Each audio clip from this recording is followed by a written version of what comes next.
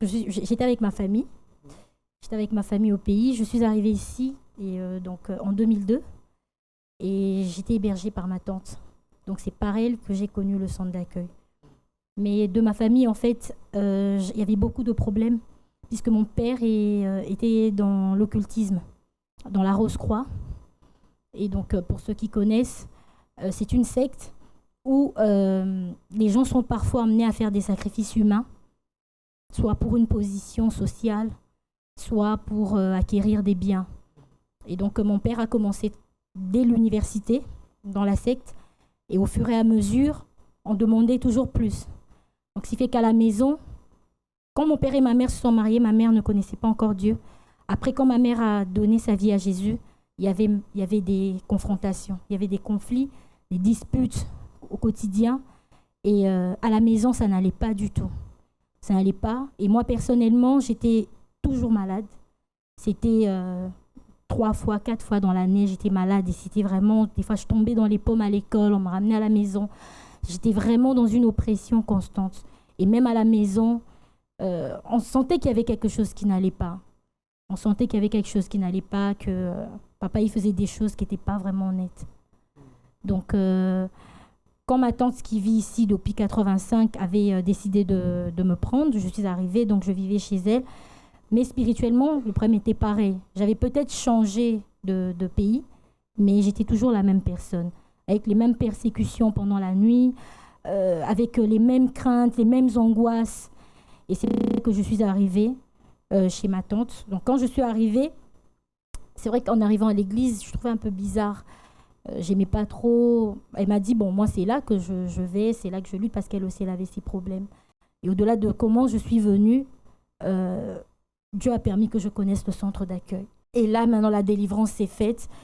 J'ai commencé à affronter toutes les situations.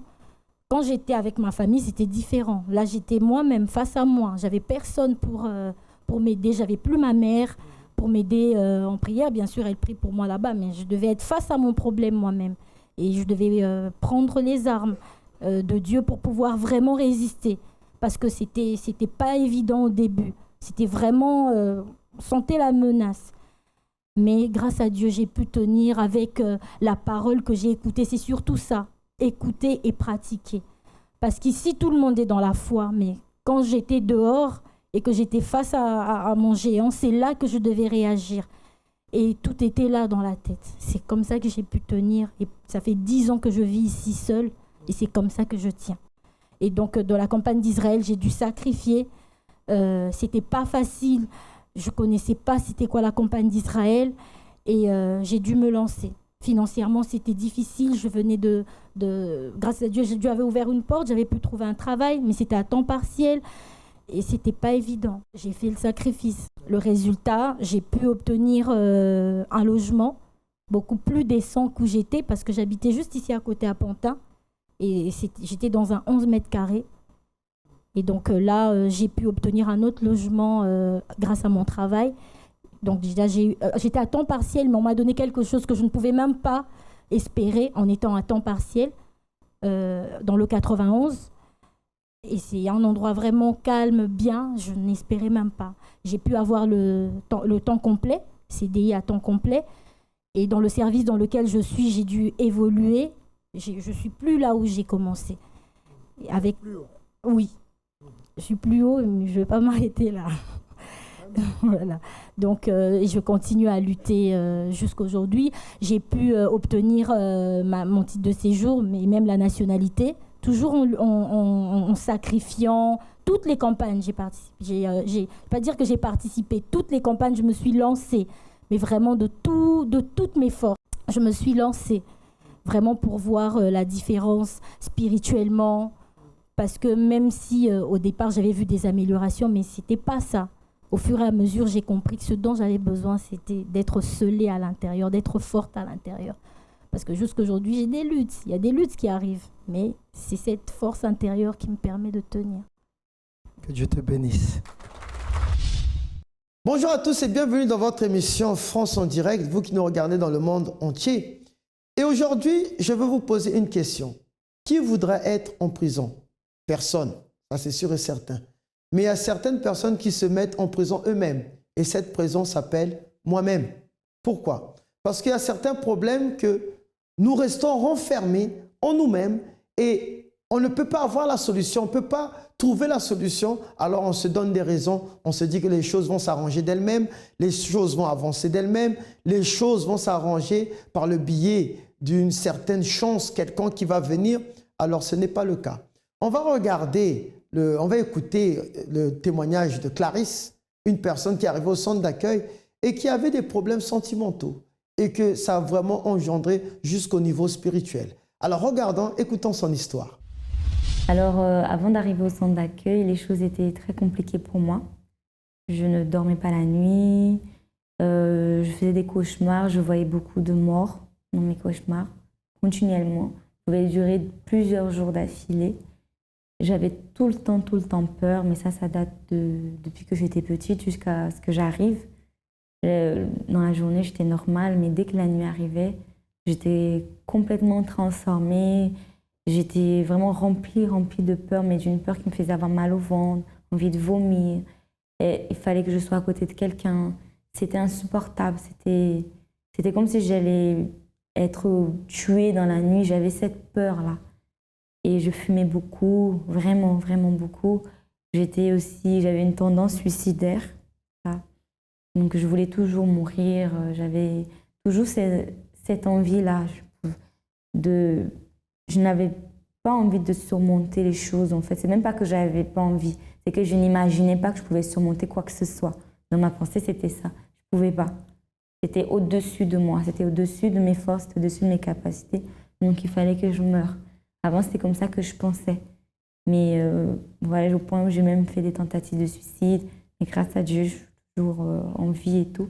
Et j'avais beaucoup de problèmes, même au niveau de ma vie familiale avec mon enfant, dans ma vie sentimentale aussi beaucoup. Alors, dans ma famille, c'était avec ma fille. Donc, j'ai eu ma fille jeune. Et c'était une enfant que j'ai voulu. J'ai vraiment voulu ma fille, c'était pas un accident. Parce que je pensais que j'allais être heureuse, en fait, en étant maman. C'est quelqu'un qui n'allait jamais me trahir et tout ça. Donc, c'est quelqu'un qui aurait mon sang. Je m'étais fait un film de ce que j'allais avoir, qui j'allais avoir dans ma vie, quel enfant j'allais avoir. Et quand ma fille elle est venue, c'était pas du tout ça. Elle ressemblait beaucoup à son papa. Et son papa et moi, on avait beaucoup de problèmes. Et on s'est séparés. Et je voyais que ma fille, en fait, le fait qu'elle soit là, d'une certaine manière, elle m'avait trahi, en fait, parce qu'elle lui ressemblait tellement. Que quand je voyais son visage, je pouvais même pas l'embrasser, en fait. Parce que quand je l'embrassais, j'avais l'impression d'embrasser son père, en fait. Et je voulais tout sauf ça. J'ai fait une tentative de suicide où j'ai vraiment failli perdre ma vie. J'ai vraiment failli mourir. Vraiment, j'étais comme ça. J'ai fait de l'anorexie. C'est-à-dire que je suis passée de près de 70 kilos à... J'ai perdu près de 15 kilos. Je ne prenais plus de poids. Je faisais même des régimes pour grossir, mais je perdais tout de suite. Mais le pire, c'était la haine. Parce que cette relation, elle a duré longtemps, elle a duré presque 4 ans. Et de vivre avec autant de haine en moi et en même temps avec cette personne, c'était difficile. Et ma mère aussi, et mon entourage, c'est même pas seulement ma maman, me méprisaient en fait par rapport à cette relation parce qu'ils n'arrivaient pas à comprendre pourquoi je m'accrochais autant. Donc pour moi, ça a été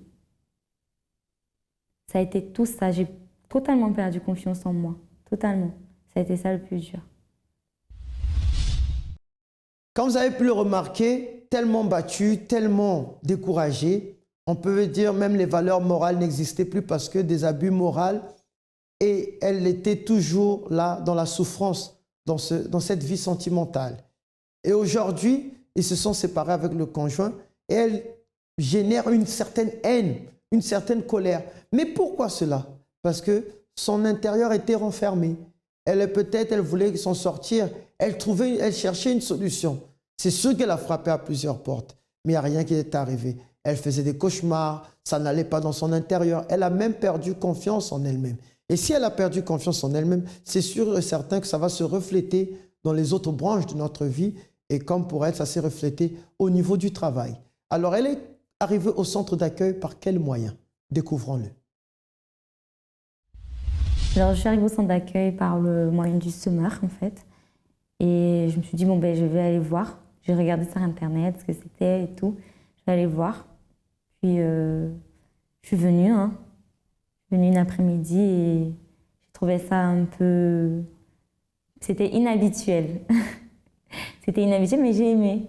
De toute façon, j'avais rien à perdre, donc au pire, je serais rentrée chez moi, je serais plus revenue, mais j'avais quoi à perdre? J'avais déjà tout perdu. Donc, je me suis dit, je vais voir. Alors, j'ai commencé à faire les chaînes de prière. J'ai d'abord commencé à venir dimanche, de façon vraiment assidue et régulière. Je ne ratais pas. J'ai commencé à venir à faire les chaînes de prière, petit à petit, surtout les chaînes de délivrance. J'ai participé aux campagnes d'Israël dès que je suis venue. Je crois que quand je suis arrivée, ça faisait pas un mois que j'étais là, ou ça faisait 2 ou 3 semaines que j'étais là, peut-être 2. Et il y avait une campagne d'Israël dont j'y ai participé pour recevoir le Saint-Esprit. Et je savais que, en fait, la manière dont c'était décrit, j'ai dit c'est ça même. Et pour moi, c'était me mettre sous la dépendance de Dieu. Pour moi, c'était me libérer, en fait. Donc, et j'y ai participé. C'est-à-dire que sortir de cette impasse. C'est un moment de foi. Pour moi, ça représente vraiment ça. C'est le moment de savoir qui je suis vraiment.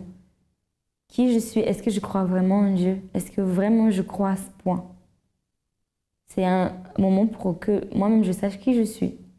À travers les campagnes, franchement, ça va beaucoup mieux. Plus de cauchemars. Les cauchemars sont finis, je dors très bien. Je n'ai pas du tout peur de l'obscurité, au contraire. Maintenant, c'est le contraire. J'ai besoin que tout soit éteint pour pouvoir dormir. Et je ne supporte plus la lumière, en fait. Quand je dors, il faut que je dorme. Voilà. Bon, quand j'ai un problème, je me bats. Je n'ai plus... Tu n'es pas en train de me dire, oui, voilà, il n'y a pas de solution, non. Je sais qu'il y a une issue, je sais.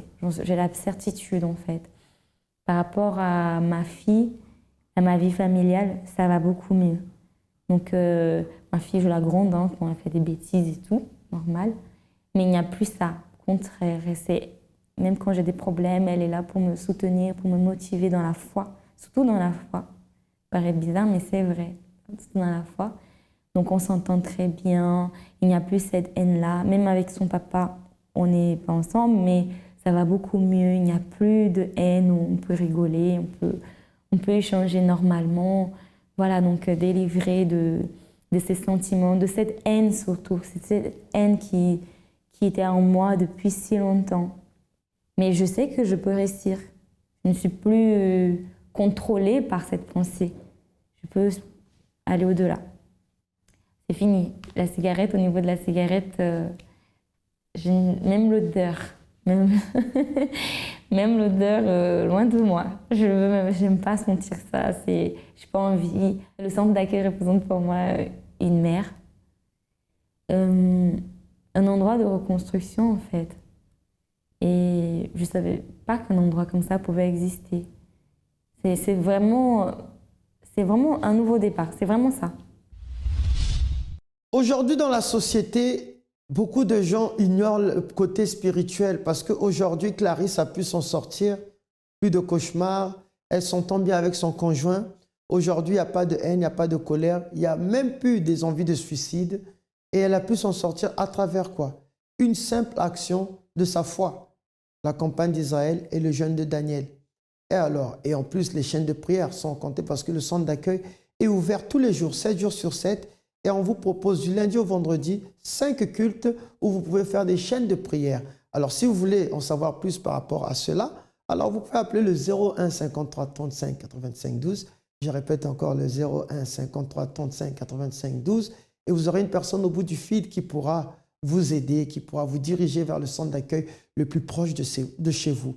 Et si vous voulez en savoir plus aussi, n'oubliez pas notre site internet www.clarissecom www.centredaccueil.net. Alors, voulant savoir c'est quoi la campagne d'Israël, alors on va regarder le témoignage de Micheline, une personne qui est arrivée au centre d'accueil et qui a pu s'en sortir. Alors, je suis arrivée au centre d'accueil, j'avais une vie détruite, donc j'étais vide à l'intérieur de moi, donc j'étais là mais sans être là. Et en fait, suite à un viol que j'ai eu quand j'étais petite, donc du coup en grandissant, ça m'a poussée à aller voilà, coucher avec des hommes et des filles aussi. En fait, à 12 ans, en fait, bon, je suis arrivée en France à 12 ans, j'habitais chez un membre de ma famille. Donc, du coup, pour subvenir à mes besoins, donc j'étais obligée de vendre mon corps pour pouvoir donner, en fait, pour pouvoir avoir de l'argent pour acheter mes vêtements, pour manger, tout ça. En fait, quand je dis ma famille, c'était pas parce que moi, j'ai pas grandi avec mes parents. Et c'était une vie, voilà, c'était l'enfer, quoi, parce qu'elle me tapait, en fait, j'étais son esclave, donc je faisais tout. En fait, chez elle, je m'occupais de ses enfants, donc voilà. Il y a même un jour, je voulais me suicider tellement que en fait, je comprenais pas en fait qu'est-ce qui m'arrivait en fait. Donc je voulais mettre fin, voilà. Je me disais je voyais pas, comment je peux dire, je voyais pas l'importance de vivre. Oui, j'avais l'hépatite B. Donc le médecin, il m'a dit que voilà, il a trouvé que en fait dans mon sang qu'il y avait l'hépatite B. Donc du coup, je maigrissais, j'arrêtais pas de vomir aussi. Donc après, moi je comprenais pas en fait c'était quoi l'hépatite B ou tout ça. Donc je pouvais pas marcher, je pouvais pas courir, je pouvais pas trop marcher. Donc mes genoux en fait tremblaient beaucoup. Donc, je faisais des cauchemars la nuit, je voyais des personnes qui venaient me violer, tout ça. Vu que j'ai été forcée voilà, par les hommes et tout, ou même par la première personne qui m'avait violée quand j'étais petite, donc je pense que ça a dû en fait à tout ça, quoi. Oui, beaucoup. J'avais de la haine contre mes parents parce que je me disais pourquoi moi, pourquoi voilà, mes frères, mes sœurs, ils étaient bien, enfin, ils étaient bien avec eux. Donc pourquoi moi, d'une, je n'ai pas été grandi avec eux, donc pourquoi je me suis retrouvée la France, encore dans le même problème, tout ça. Donc je détestais en fait mes parents. Si je pouvais même les tuer, j'allais le faire en fait. Alors, quand je suis arrivée, malgré que je ne comprenais pas en fait qu'est-ce que c'est en fait une campagne d'Israël et tout, donc j'ai entendu parler de la campagne d'Israël. Donc pour ma délivrance, donc j'ai fait en fait la campagne d'Israël pour avoir en fait ma délivrance. Donc parce que vu que je manifestais beaucoup, donc pour moi c'était la seule façon en fait de me dépendre de Dieu et d'être libre en fait. Libre des cauchemars, des attaques que j'avais pendant la nuit. Ben, la campagne d'Israël, en fait, voilà, en fait, c'est dépendre de Dieu. Voilà, c'est être, voilà, comment je peux dire, c'est une dépendance, en fait, en Dieu, quoi. Oui, justement, j'ai jeûné, j'ai prié, voilà, j'ai vraiment cherché ma délivrance, quoi. Donc, en venant, en fait, en arrivant à l'église, donc je venais, mais voilà quoi, j'avais un pied à l'église et un pied en fait dans le monde. Ben, je peux dire aujourd'hui, je me sens bien déjà à l'intérieur de moi. Donc, j'ai plus, comment je peux dire en fait, ces combats, cette chose en fait qui était en moi, qui m'empêchait, que j'avais pas de confiance en moi, qui m'empêchait d'avancer. Aujourd'hui, si je veux faire quelque chose, donc je sais qu'avec Dieu, en fait, je peux le faire et je vais y arriver à le faire. J'ai pardonné à mes parents, j'ai pardonné aux hommes qui m'ont abusé en fait. Donc j'ai fait un test chez le médecin et même le médecin il comprenait pas. Il m'a dit mais vous n'avez pas pris de médicaments, comment vous avez fait? Donc je comprends pas. Donc il n'y a rien dans votre sang, vous êtes guéri. Donc voilà, et tout ça, c'est en participant en fait à une autre campagne d'Israël que j'avais fait.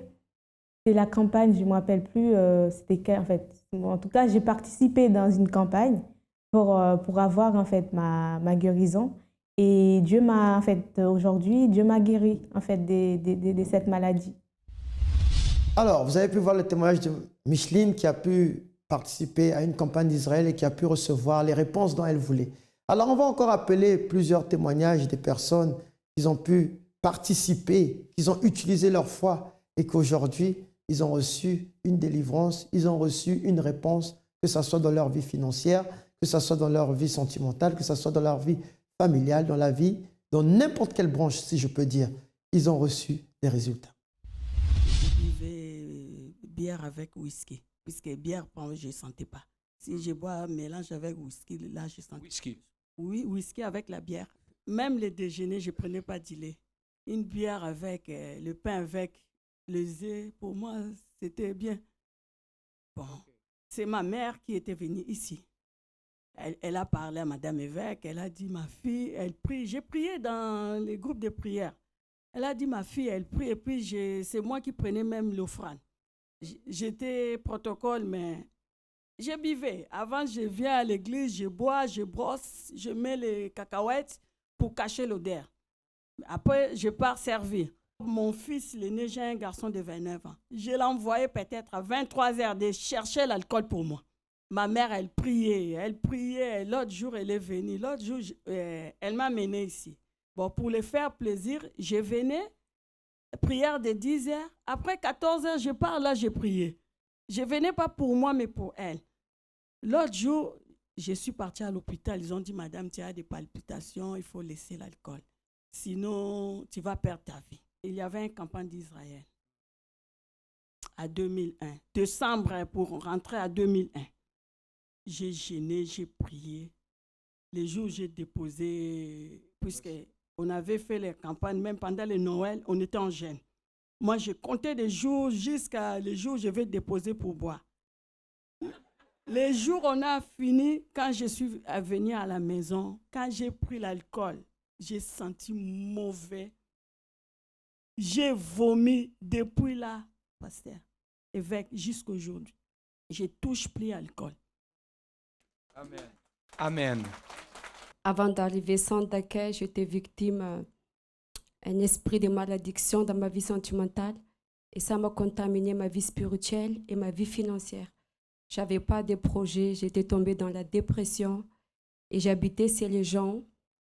Je n'avais même pas de formation où habiter. Et c'est comme ça que je suis venue au centre d'accueil. Et maintenant, après que vous avez participé, qu'est-ce que Dieu a fait dans votre vie? D'abord, quand je suis venue au centre d'accueil en 2005, en décembre, j'ai sublimé où les problèmes, c'était dans ma vie sentimentale. Et j'étais sincère devant Dieu. J'ai dit, mon Dieu, délivre-moi dans ma vie sentimentale. Parce que c'est ça ce qui m'a détruit ma vie. J'étais déjà mariée avant. Et c'était détruit. À chaque fois, je trouve quelqu'un et ça n'a jamais marché parce que j'étais une double face. J'attirais beaucoup les garçons, mais derrière ça, il y avait un démon qui m'utilisait. J'étais autre personne, même au point que je voulais tuer mon ex-mari avec un couteau. Et puis il avait dit que je t'amène à l'hôpital psychiatrique parce que tu es folle. J'étais complètement folle avec, j'ai perdu ma tête. Et c'est comme ça que je suis venue au centre d'accueil. J'ai demandé la délivrance, je n'ai pas demandé d'être mariée. La délivrance, et là que je commence tout à zéro avec Dieu. Dieu m'a rétabli ma vie spirituelle, ma vie financière. J'ai recommencé à faire des études et j'ai obtenu mon diplôme. Je travaille pour les enfants handicapés et aussi les personnes âgées. Et je me suis concentrée dans ma vie spirituelle avec Dieu. Et Dieu, aujourd'hui, ma vie spirituelle, je suis bien. Et c'est après que Dieu m'a donné la direction de demander pour ma vie sentimentale. Et aujourd'hui, je suis mariée. Mon mari, il est là. J'étais dans la dépression. Je voulais même me suicider. Même vous suicider. Vous avez l'envie de suicide. J'avais envie, mais je n'ai pas passé encore l'acte. Ok. Et la dépression est partie. Est partie avec. Amen. Grâce à Dieu. Que Dieu vous bénisse plus. Comment était votre vie avant? Avant 4 ans en arrière, ma vie était complètement détruite. Oui, quand vous dites complètement détruite, ça veut dire? J'étais vicieux. J'étais très malade. Vicieux en quoi? En pornographie.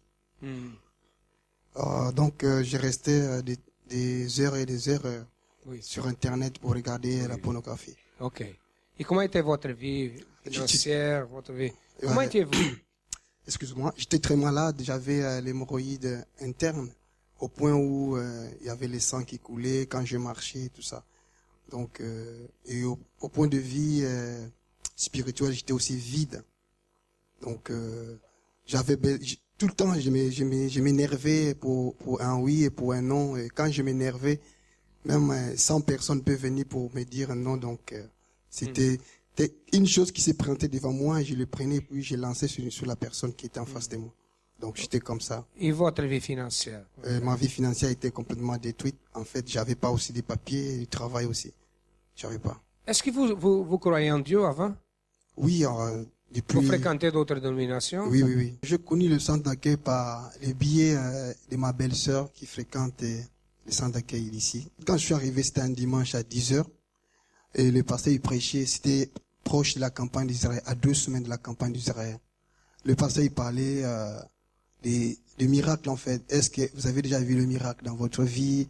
Il disait, voir une personne marcher avec les jambes, c'est normal.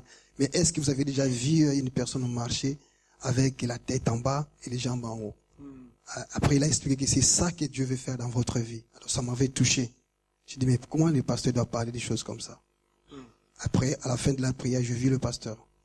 Je lui ai parlé de ma vie, de ma situation. Il m'a dit, non, si tu veux lutter, si tu veux réussir dans la vie, il faut lutter. Est-ce que tu es prêt pour lutter? J'ai dit, oui, pasteur, je suis prêt pour lutter. En fait, quand l'opportunité est arrivée, après 2 semaines de la campagne d'Israël, je me suis lancé directement. Je n'ai même pas hésité. J'ai dit au pasteur que je voulais faire la campagne, mais le pasteur avait refusé, mais en insistant, je fais la campagne. Et juste 3 semaines à l'église, j'étais délivré de toutes les vices, quoi qu'il soit. 3 semaines, j'étais délivré. Première chose, c'est un changement. Oui. Ok. J'étais délivré. La première chose, c'est un changement. Et après, qu'est-ce que Dieu a fait dans votre vie? Qui êtes-vous aujourd'hui? Aujourd'hui, vous n'aviez pas vous avez beaucoup de... J'étais malade. Je suis malade. guéri. Vous avez une vie financière détruite, n'est-ce pas? Oui. Qui êtes-vous aujourd'hui? Aujourd'hui, grâce à Dieu, je suis délivré. Je sers Dieu. J'ai eu mes papiers. Et aujourd'hui, vous n'aviez pas de papiers? Non, j'avais pas de papiers. Aujourd'hui, je suis entrepreneur. Entrepreneur. Oui. Vous avez une entreprise? Oui. Le centre d'accueil, pour moi, c'est comme une mère. Je prends le centre d'accueil comme une mère. Il me donne ce que la mère a donné pour son fils, qui puisse devenir une personne responsable.